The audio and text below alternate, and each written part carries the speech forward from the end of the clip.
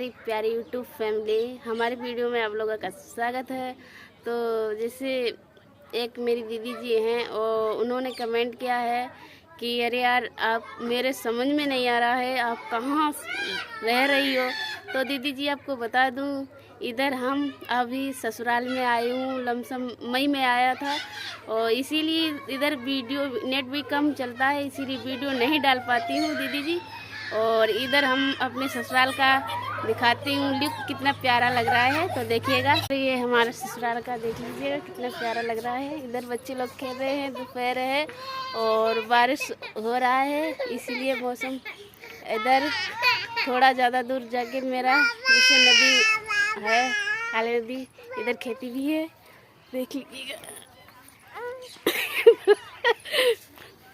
इधर बंदर भी बहुत ज़्यादा हैं, तो ये बच्चे बंदर रपटा रहे हैं।